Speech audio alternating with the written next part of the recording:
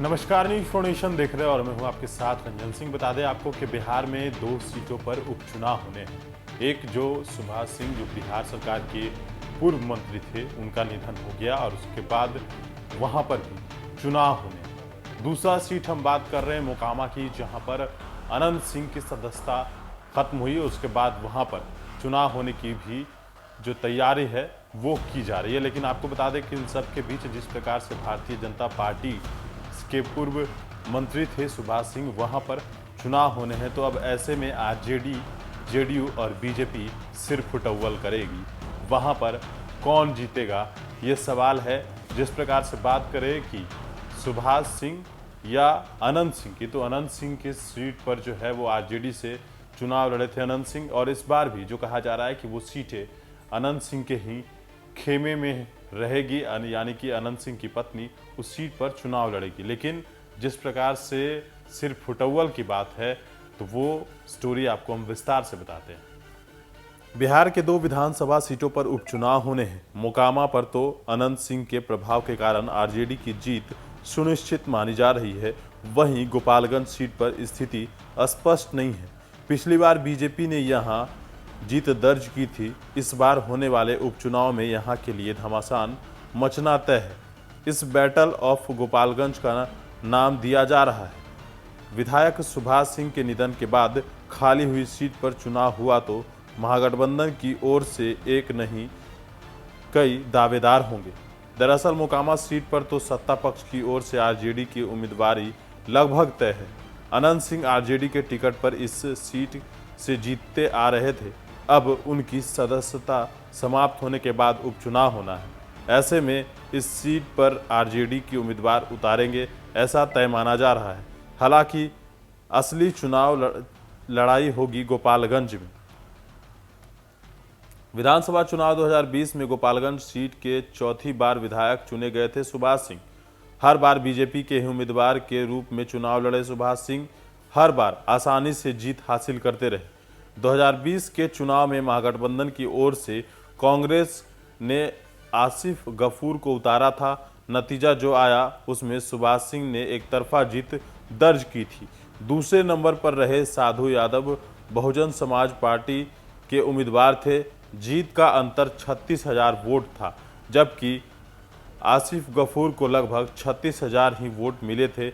इसके बावजूद यह सीट जब मुख्य चुनाव में कांग्रेस के पास थी, ऐसे में इस बार उपचुनाव में भी कांग्रेस का दावा मजबूती है।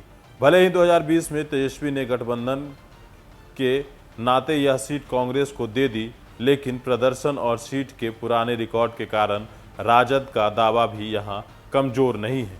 2005 के नवंबर में हुए चुनाव में सुभाष सिंह ने पहली बार जीत दर्ज की थी। इससे पहले 3 चुनावों में सीट आरजेडी के पास ही रही थी। इस सीट से 1995 में राम अवतार विधायक बने तो 2000 में साधु यादव ने जीत दर्ज की। फरवरी 2005 में हुए चुनाव में आरजेडी के रैजुल हक राजू ने जीत दर्ज की थी। साथ ही 2020 के पहले 3 चुनाव में आरजेडी ने भले ही चुनाव जीत ना हो, लेकिन बीजेपी को टक्कर आरजेडी ने ही दी। इस कारण आरजेडी इसे अपनी परंपरागत सीट मानती रही है। अब ऐसे में इधर गोपालगंज विधानसभा सीट जेडीयू का शुरू से ही कोई लेना देना नहीं रहा है। इस सीट से जेडीयू के कभी चुनाव नहीं लड़ा है। 2015 में जब पहली बार महागठबंधन में जेडीयू शामिल हुआ था, तभी गोपालगंज सीट आरजेडी के खाते में आई थी। इस बार बैकुंठपुर के पूर्व विधायक मंजीत सिंह गोपालगंज सीट से भाग्य आजमाने की तैयारी कर रहे हैं।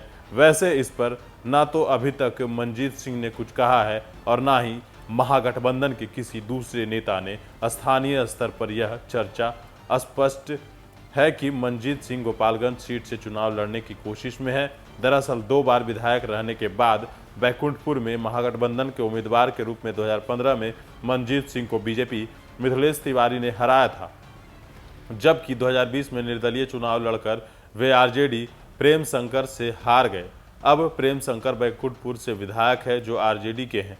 ऐसे में 2025 में इस सीट पर मंजीत सिंह की दावेदारी कमजोर पड़ने की आशंका है। इसलिए मंजीत सिंह की कोशिश है कि सीट ही बदल दी जाए और इसके बाद बिहार में 2 सीटों के उपचुनाव को लेकर अब सिर फुटअव्वल होने तय है, क्योंकि मोकामा की जो सीट है वो सीट आरजेडी की है।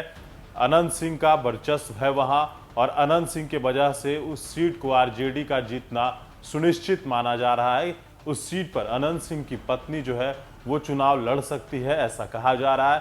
हालांकि गोपालगंज जो है वहां पर बेहद दिलचस्प लड़ाई होगी। एक तो आरजेडी कह रही है कि वो हमारी परंपरागत सीट रही है, तो दूसरी तरफ कांग्रेस भी उस सीट पर आज जो है दावेदारी में आजमाएगी, क्योंकि जब महागठबंधन की ओर से सीटों का बंटवारा हुआ था तो उस वक्त वो सीट कांग्रेस के खाते में गई, और उपचुनाव जब होंगे तो कांग्रेस भी अपनी दावेदारी पेश जरूर करेगी। और कहीं ना कहीं जिस प्रकार से तारापुर और कुशेश्वर स्थान में कांग्रेस से अलग चुनाव लड़ी थी, तो संभवतः इस उपचुनाव में भी कांग्रेस अलग चुनाव लड़ सकती है, और देखना होगा कि इसका फायदा क्या।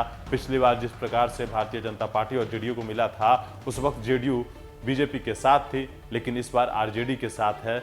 देखना होगा कि आखिरकार गोपालगंज में होता क्या है। वनिष्ठ नेशन के साथ नमस्कार।